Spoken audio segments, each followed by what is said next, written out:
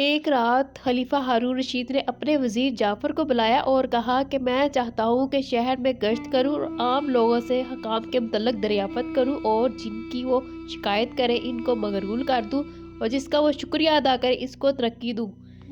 جعفر نے کہا جو حکم خلیفہ اور جعفر اب شہر میں ہو کر گزرے اور بازاروں اور گلیوں میں پھرنے لگے تو انہوں نے ایک گلی میں ایک بوڑھے شخص کو دیکھا جو اپنے سر پر جال اور ٹوکرا رکھے اپنے ہاتھ میں ڈنڈا لے کر آہستہ آہستہ جا رہا تھا۔ خلیفہ ہارون رشید نے اس کو روک لیا اور اسے کہا، خلیفہ نے کہا اگر تو یہ چاہتا ہے کہ ہمارے ساتھ دریا پر چلے اور دجلہ کے کنارے کھڑے ہو کر میری قسمت کا جال پھینک اور جو کچھ نکلے گا اس میں 100 دینار میں خریدوں گا۔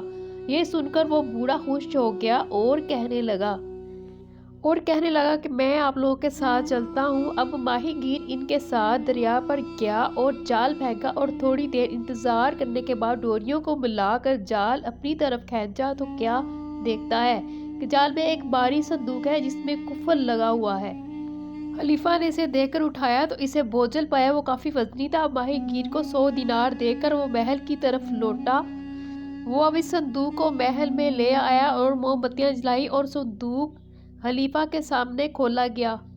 جعفر نے آگے بڑھ کر اس قفل کو توڑا تو کیا دیکھا کہ اندر کھجور کے پتوں کا ایک قلین ہے جو لال اور اون کے ڈورے سے سلا ہوا ہے۔ انہوں نے اس ڈورے کو کاٹا تو کیا دیکھا اس کے اندر ایک اور قلین کا ٹکڑا ہے۔ وہ ٹکڑا انہوں نے اٹھایا تو اس کے نیچے ایک عبا کو پایا جس کے اندر ایک نوعمر لڑکی تھی جو خالص چاندی کے ٹکڑے کی طرح تھی مگر مقتول اور ٹکڑے ٹکڑے ہوئی۔ جب خلیفہ نے اس کو دیکھا تو اس کو بہت افسوس ہوا، اس کے رخسار پر آنسو بہنے لگے۔ خلیفہ ہارون رشید بہت افسردہ ہوئے اور اس نے کہا کہ میں اس کے قاتل کو ضرور ڈھونڈوں گا ورنہ قیامت والے دن میں اللہ کے سامنے جواب دہ ہوں گا۔ اب خلیفہ نے جعفر کو کہا کہ اس کے قاتل کو جب تک میرے پاس نہ لایا گیا اور میں اس سے بدلہ نہ لے لوں میں تجھ کو اور تیرے 40 چچا زاد بھائیوں کو اپنے محل کے دروازے پر لٹکا دوں گا۔ یہ کہہ کر خلیفہ طیش میں آ گیا۔ جعفر وہاں سے روانہ ہوا اور کہا کہ مجھے 3 دن کی مہلت دی جائے۔ خلیفہ نے کہا میں تجھے 3 دن کی مہلت دیتا ہوں۔ اب جعفر شہر میں آیا اور وہ کافی غمگین تھا اور اپنے دل میں کہنے لگا کہ میں کہاں اس بات کا پتہ لگاؤں کہ اس لڑکی کو کس نے قتل کیا۔ اگر میں کسی اور کو خلیفہ کے سامنے پیش کرتا ہوں تو اس کا بھی عذاب میرے سر ہوگا۔ پتہ نہیں اب اس لڑکی کے ساتھ کیا سلوک ہوا۔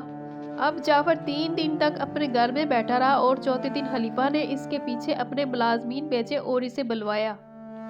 جب وہ حاضر ہوا تو خلیفہ نے پوچھا کہ لڑکی کا قاتل کہاں ہے تو جعفر نے کہا امیر المومنین میں کوئی مقتولوں کا داروغہ ہوں جو اس کے قاتل کو پہچان لوں۔ اب خلیفہ طیش میں آ گیا اور حکم دیا اسے محل میں لٹکا دیا جائے اور ایک ڈنڈورا پیٹنے والے کو حکم دیا کہ بغداد کی گلیوں میں ڈنڈورا پیٹ کر وہ کوئی جعفر خلیفہ کے وزیر اور دوسرے 40 چچا زاد کو جو اس کے چچیرے بھائی ہیں خلیفہ کے محل کے دروازے پر لٹکا دیکھ کر خوش ہونا چاہیے، وہ آئے اور دیکھ کر خوش ہو۔ اب لوگ جعفر اور اس کے چچیرے بھائیوں کے لٹکنے کا تماشا دیکھنے آئے اور اس لٹکنے کی وجہ کا کسی کو معلوم نہ تھی۔ اب تختے لگائے گئے اور ان کو ان کے نیچے کھڑا کیا تاکہ ان کو پھانسی دی جائے۔ خلیفہ کے حکم کا انتظار تھا۔ لوگ جعفر اور اس کے چچیرے بھائیوں پر ماتم کر رہے تھے کہ اتنے میں ایک خوبصورت جوان آ پہنچا جس کی پوشاک نفیس اور چہرہ چاند سا اور آنکھیں حور کی سی تھی اور پیشانی روشن اور رخسار سرخ اور سبزہ اگا ہوا اور مسا گویا عنبر کی ٹکیا تھی۔ اب وہ لوگوں کو چیرتا ہوا جعفر کے سامنے آ کر ٹھہر گیا اور کہنے لگا امیروں کے سردار اور فقیروں کے پشت پناہ تو اس مصیبت سے بچ گیا ہے۔ یہ شخص نے اس مقتولہ کو قتل کیا ہے جس نے تم نے صندوق میں دیکھا ہے وہ میں ہی ہوں، میں نے اس کو قتل کیا۔ اس جرم میں مجھ سے پھانسی دی جائے اور مجھ سے ہی بدلہ لیا جائے۔ اب جعفر نے اس کی باتیں سنی تو اس سے اپنی رہائی پر خوش ہوا مگر جوان غم زدہ ہوا۔ ابھی وہ باتیں کر ہی رہے تھے کہ دیکھتے ہیں کہ ایک بڑا بوڑھا سن رسیدہ لوگوں کو چیرتا پھاڑتا چلا آیا یہاں تک کہ وہ جعفر اور اس جوان تک پہنچ گیا اور انہیں سلام کر کے کہنے لگا اے وزیر بڑے سردار، جو کچھ یہ کہتا ہے اس پر اسے یقین نہ کر کیونکہ لڑکی کا قاتل سوائے میرے اور کوئی نہیں، اس کا بدلہ مجھ سے لو ورنہ خدا کے سامنے میں تجھ سے جواب طلب کروں گا۔ جوان نے کہا اے وزیر یہ بوڑھا ہے، اسے نہیں معلوم یہ کیا کہہ رہا ہے، اس لڑکی کو میں نے قتل کیا، مجھ سے اس کا بدلہ لیا جائے۔ اب بوڑھے نے جوان کو مخاطب ہو کر کہا بیٹا تو ابھی کم عمر ہے اور تجھے دنیا کی خواہش ہے، اور میں بوڑھا اور دنیا سے سیر ہو چکا ہوں اور اپنی جان تجھ پر اور وزیر اور اس کے چچیرے بھائیوں پر فدا کرتا ہوں، اس لڑکی کو میں نے ہی قتل کیا ہے۔ میں تجھے خدا کی قسم دیتا ہوں کہ مجھے جلد پھانسی دے دے، کیونکہ اس لڑکی کے بعد اب مجھے جینے میں کوئی مزہ نہیں۔ جب وزیر نے یہ دیکھا تو اس کو بہت تعجب ہوا، اور جوان اور بوڑھے دونوں کو لے کر خلیفہ کے پاس گیا اور زمین کو بوسہ دیا اور کہنے لگا امیر المومنین لڑکی کے قاتل کو ہم لے آئے۔ خلیفہ نے کہا وہ کہاں ہے؟ اس نے کہا کہ یہ جوان ہے اور یہ کہتا ہے کہ میں قاتل ہوں، اور بوڑھا ہے اور یہ کہتا ہے کہ میں قاتل ہوں، اب یہ دونوں حاضر ہیں۔ اب خلیفہ نے بوڑھے اور جوان کی طرف دیکھا اور کہا تم دونوں میں سے کس نے لڑکی کو قتل کیا؟ جوان نے کہا میں نے، اور بوڑھے نے کہا میں نے۔ بوڑھے نے کہا میرے سوا کسی نے اسے قتل نہیں کیا۔ اب خلیفہ نے کہا جعفر سے کہ ان دونوں کو لے جا کر پھانسی پر لٹکا دے۔ اب جعفر نے کہا اگر ان میں سے ایک قاتل ہے تو دوسرے کو پھانسی دینا ظلم ہے۔ اب جوان نے کہا اس ذات کی قسم جس نے آسمان کو بلند کیا اور زمین کو بچھایا، اور میں نے اس لڑکی کو قتل کیا ہے اور ان چیزوں کا ذکر کیا جو خلیفہ نے پائی تھی۔ اب خلیفہ کو یقین آ گیا کہ جوان نے ہی لڑکی کو قتل کیا ہے۔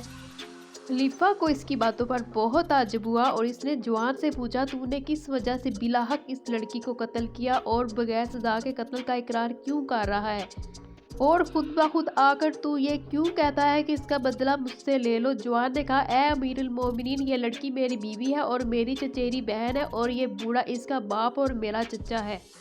اب جوان نے کہنا شروع کیا کہ میں نے اس سے شادی کی، اس نے مجھے 3 بیٹے پیدا ہوئے، وہ مجھ سے بہت محبت کرتی تھی اور میری خدمت کرتی تھی، میں نے اس کی کوئی برائی کبھی نہیں دیکھی، میں بھی اس کو بہت چاہتا تھا کہ یہاں تک کہ مہینے کی پہلی تاریخ کو وہ بہت سخت بیمار پڑی، میں نے حکیموں کو بلایا اور تھوڑا تھوڑا فاقہ ہونا شروع ہوا، اب میں نے چاہا کہ اسے حمام لے جاؤں، لیکن اسے مجھ سے کہا کہ حمام جانے سے پہلے میں ایک چیز چاہتی ہوں، کیونکہ میرا اس کے لیے بہت جی چاہتا ہے۔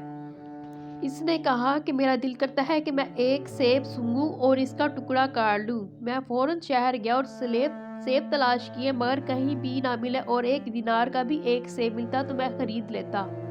اس سے مجھے بہت پریشانی ہوئی اور میں گھر واپس آیا اور کہنے لگا اے میرے چچا زاد خدا کی قسم مجھے کوئی سیب نہیں ملا۔ اس پر اسے بہت تشویش ہوئی، اور کمزور تو تھی ہی، اس رات اور زیادہ کمزور ہوگی، اور میں نے ساری رات سوچنے میں گزاری، اور جب سویرا ہوا تو میں اپنے مکان سے نکلا اور ایک باغ کا چکر لگایا، لیکن وہاں پر بھی کوئی سیب نہ ملا۔ اتفاقاً مجھے ایک پرانا خانسامہ ملا اور میں نے اس سے سیبوں کے متعلق دریافت کیا تو اس نے جواب دیا بیٹا یہ چیز بہت کامیاب ہے بلکہ ناپید ہے، اگر کہیں سے ملے گی بھی تو امیر المومنین کے باغ میں جو بصرے میں ہے، وہاں کا خانسامہ خلیفہ کے لیے جمع کرتا ہے۔ اب میں گھر واپس آیا اور اس نے محبت سے مجھے یہاں تک مجبور کیا کہ بالآخر میں سفر پر کمر باندھ لی، آنے جانے میں 15 دن اور 15 راتیں لگی، اور میں 3 سیب لے آیا جن کو میں نے بصرے کے خانسامہ سے 3 دینار میں خریدا تھا، اور گھر میں گیا اور میں نے ان کو دیے، لیکن اس نے کوئی خوشی کا اظہار نہ کیا اور ایک طرف پڑا رہنے دیا، کیونکہ کمزوری اور بخار میں زیادتی ہو چکی تھی۔ 10 دن تک تو وہ یوں ہی کمزور پڑی رہی، اس کے بعد وہ ذرا اچھی ہوئی تو میں اس گھر سے نکلا اور اپنی دکان پر گیا اور بیٹھ کر خرید و فروخت کرنے لگا۔ اسی اثنا میں ایک دوپہر کے وقت دیکھا ایک حبشی غلام میرے پاس سے گزرا، اس کے ہاتھ میں 3 سیبوں میں سے ایک سیب ہے اور اس میں سے کھیل رہا ہے۔ میں نے اسے کہا اے غلام تو یہ سیب کہاں سے لایا؟ اس پر وہ مجھ کو ہنسنے لگا اور کہا یہ سیب میری آشنا نے مجھے دیا ہے، میں باہر سفر پر گیا ہوا تھا، اب اس کے پاس آیا ہوں تو دیکھا کہ وہ کمزور پڑی ہے، اب اس کے پاس 3 سیب رکھے ہیں، وہ کہتی ہے کہ میرا بھولا بالا شوہر اس کی خاطر بصرے گیا تھا اور اس کو 3 دینار میں خرید لایا اور یہ سیب اس نے مجھ کو دیا۔ اے امیر المومنین میں نے جب غلام کی باتیں سنی تو دنیا میری آنکھوں میں تاریک ہوگی، اور میں اٹھا اور دکان بند کر کے گھر آیا اور غصے کی وجہ سے میری عقل جاتی رہی اور دیکھا کہ واقعی 2 ہی سیب رکھے ہیں۔ میں نے اس سے کہا کہ تیسرا کہاں ہے تو اس نے جواب دیا مجھے معلوم نہیں، نہ ہی مجھے اس کی خبر ہے۔ اب مجھے غلام کی بات کا یقین آ گیا اور میں اٹھا اور ایک چھری لایا اور اس کے اور بغیر ایک لفظ کہے اس کے سینے پر چڑھ بیٹھا اور اسے چھری سے ذبح کر ڈالا۔ اس کا سر کاٹ کر جلدی سے ٹوکری میں ڈال دیا، اوپر سے ابا اڑا دی اور اس کو سی دیا اور اس پر قالین کا ٹکڑا ڈال دیا اور صندوق میں رکھ کر کفن لگا دیا اور اپنے خچر پر لاد کر اس جلے میں بہا دیا۔ اے امیر المومنین، تجھے خدا کی قسم مجھے جلد پھانسی پر چڑھا دے، کیونکہ میں قیامت کے مطالبے سے ڈرتا ہوں۔ جب میں اس کو دجلہ میں پھینک چکا تو کسی کو اس کی کانوں کان خبر نہ تھی، اور میں گھر واپس آیا تو دیکھا میرا بیٹا رو رہا ہے، مگر اس کو یہ معلوم نہ تھا کہ میں نے اس کی ماں کے ساتھ کیا کیا۔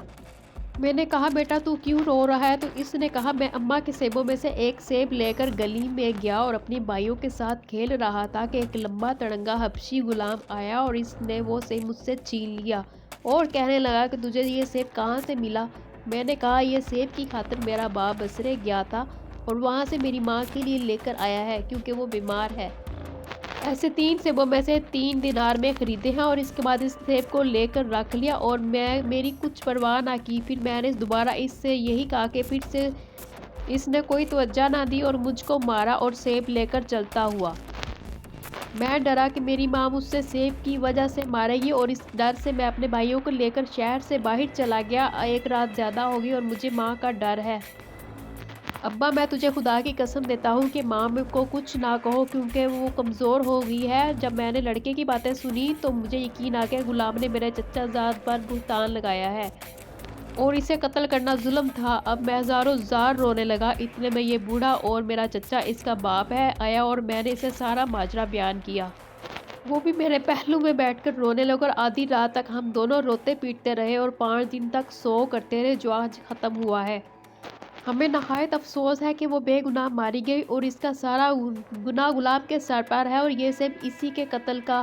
میں تجھے تیرے آباء و اجداد کی قسم دے کر کہتا ہوں کہ مجھے جلد قتل کرا دیا جائے، کیونکہ اس کے بعد اب جینے کا کوئی لطف نہیں۔ اس کا بدلہ مجھ سے لے لے۔ خلیفہ کو جوان کی باتیں سن کر بہت تعجب ہوا اور کہنے لگا واللہ سوائے اس ملعون غلام کے کسی کو پھانسی نہ دوں گا، اور میں ایسی کارروائی کروں گا کہ وہ بیمار شفا پائیں گے۔ یہ کہانی الف لیلہ کی کہانیوں میں سے ایک کہانی تھی جس کو شہرزاد ہر روز سناتی تھی۔ الف لیلہ کی کہانیاں سننا چاہتے ہیں؟ چینل کو سبسکرائب کریں، لائک کریں اور دوسروں کے ساتھ شیئر